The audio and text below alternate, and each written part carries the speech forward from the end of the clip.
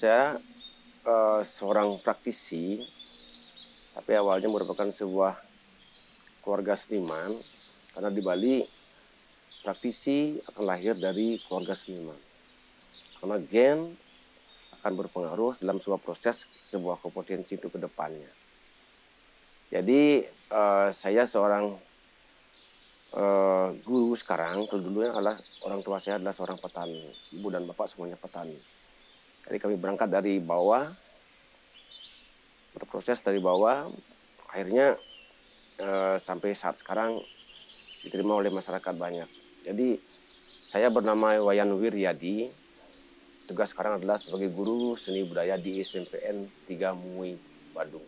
Bapak Ibu undangan dan hadirin yang berbahagia, tentunya tanpa menunggu lama lagi, mari kita beri aplaus yang meriah. Kita saksikan bersama dan kita sambut bersama Iladia Sanggar Seni Mario Bros Gamelan Bali.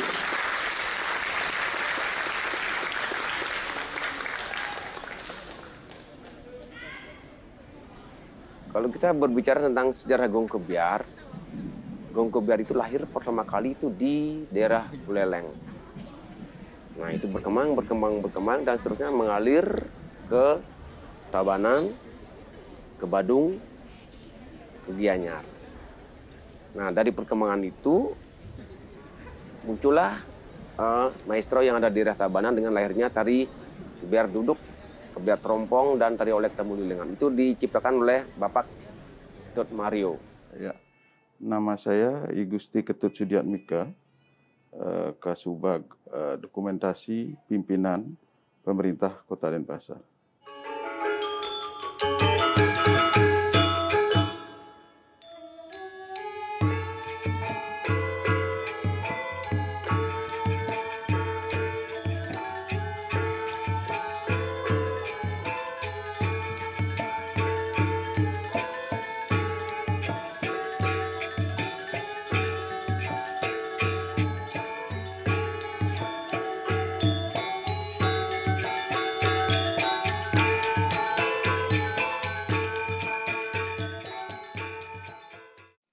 Kalau kita ngomongin sebuah gamelan Gong Kebiar itu sangat kompleks. Pada intinya dulu nenek moyang kita, leluhur kita menciptakan sebuah Gong Kebiar itu adalah satu kata kuncinya adalah dibuat untuk sebuah persembahan upacara adatnya.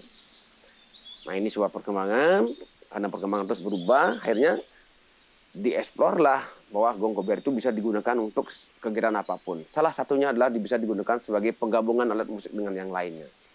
Kita ketahui di sini bahwa laras daripada Gong Kebiar itu adalah dia menggunakan laras pentatonis. Pelong dia. Kalau yang di gamelan baratnya dia menggunakan nadanya diatonis. Jadi instrumen Bali, instrumen musik tradisional itu beralaskan pentatonis dia. Bisa slendro, bisa pelong. Nah, dari fungsi ini, dari gamelan Gong Kebiar yang ada, bisa dimainkan apapun bentuknya bisa. Selain memang konsepnya satu untuk upacara adat. Nah, kalau itu sifatnya sebuah komersial, sebuah kolaborasi, sebuah kreativitas itu bisa. Dia akan bisa digabungkan dengan instrumen yang lainnya, bisa gender, bisa tingklek, bahkan bisa musik barat. Dan itu sudah pernah diciptakan. Dan sekarang teman-teman kami yang memiliki sebuah kreativitas tinggi sudah sering keluar negeri untuk memproses kegiatan ini. Itu semuanya bagus dan itu diterima di luar negeri semuanya.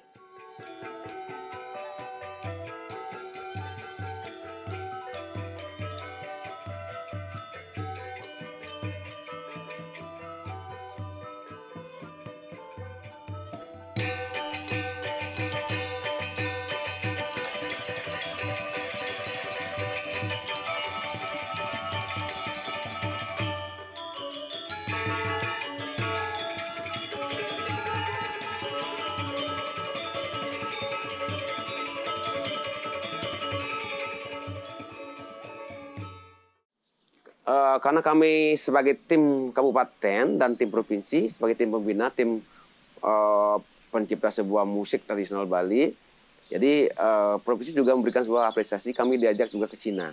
Nah, saat itu masih yang menjadi gubernurnya Pak Dewa Brata. Nah, kami mendapatkan sebuah penghargaan ke Cina itu kurang lebih selama 1 minggu. Setelah itu kembali ke Badung. Itu ke Perancis, ada sebuah lomba layang-layang, kami juga diikutkan. Ke Jeju juga bisa. Nah itu semuanya bermain. Alat apakah yang dibawa itu semua dominannya adalah gong kebiar. Yang dibilang di depan tadi bahwa gong kebiar itu kompleks. Kenapa kompleks?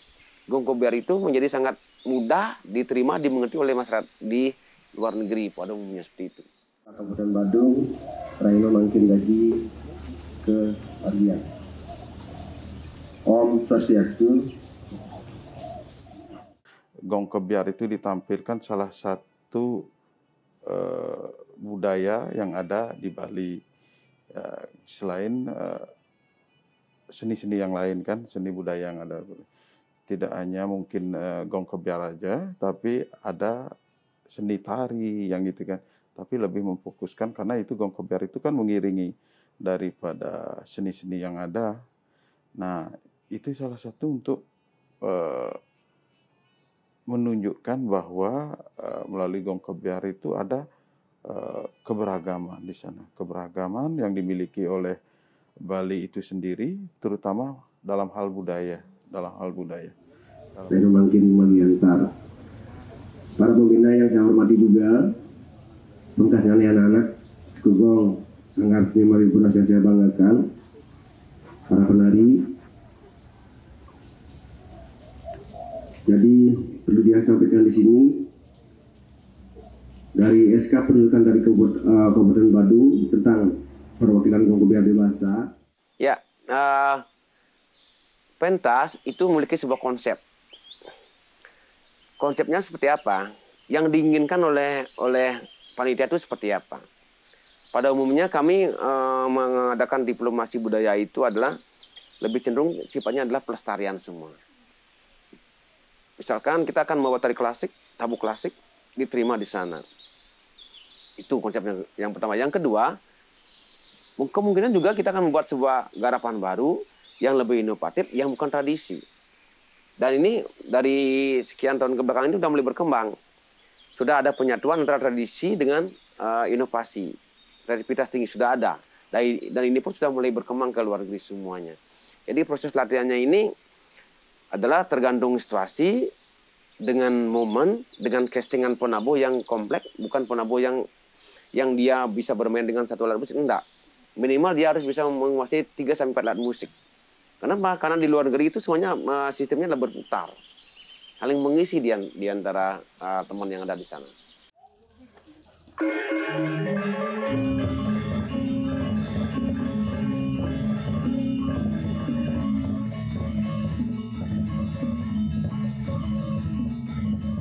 Karena gong kebiar itu kan pada prinsipnya ada di masyarakat.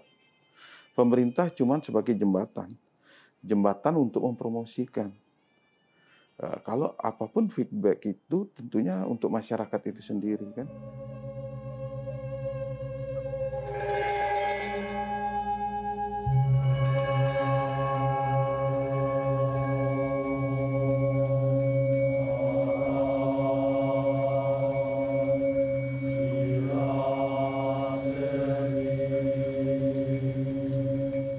Kalau kita keluar negeri, kata kunci adalah barang, bagasi. Kenapa? Ini pernah kejadian. Kita membawa sebuah misi kesenian yang di sana ada membawa tari baris atau telek. Nah, dalam properti tarian itu ada sebuah keris. Nah, sampai di bandara, ini kejadian di mana ya? Pokoknya pernah itu kejadian di luar negeri. Dibongkarlah seperti itu. Karena dicek ternyata memang ada senjata itu. Sudah dijelaskan dengan panitia kami bahwa itu merupakan sebuah properti, bukan senjata tajam yang sebenarnya, bukan. Tapi di sana tidak terima, akhirnya sampai mintalah bantuan kepada kedubes di sana. Nah, lewat kedubes di sana lah diberikanlah rekomendasi itu, baru diberikan izin. Itu kendala yang pertama. Karena di Bali itu identik dengan alat-alat senjata tajam, harus. Karena apa? Karena proses pembuatan pemakaian alat musik gamelan Bali itu memerlukan itu.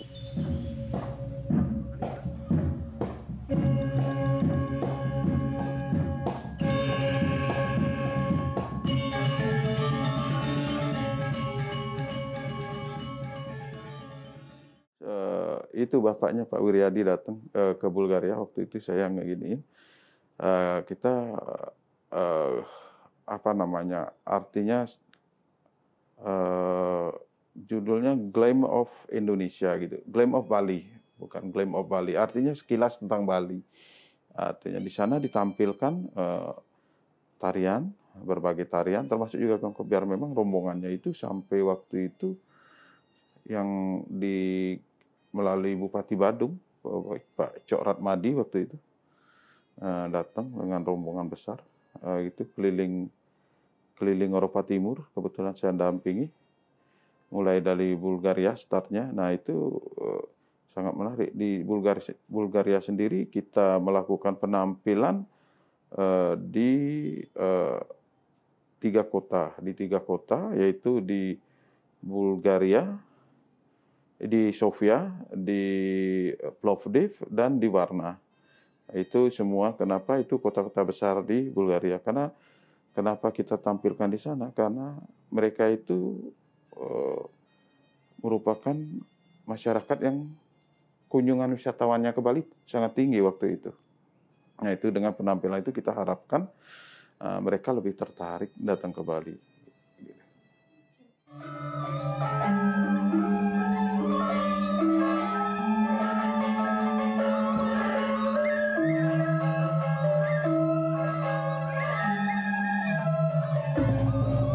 Regenerasi ada karena ada ruang, karena ada kesempatan. Yang paling pokok adalah progres dari pemerintah. Itu dulu. Progres dari pemerintah ini akan gayung bersambut dengan sistem kesenian yang ada di Bali yang mengacu pada adat istiadat. Kesenian akan terus langgeng karena ini merupakan bagian dari sebuah upacara adat. Nah itu kata kuncinya. Regenerasi ini kan terus, saya yakin terus ada. Kenapa? Karena di Bali itu konsep ayahnya pasti tinggi dia.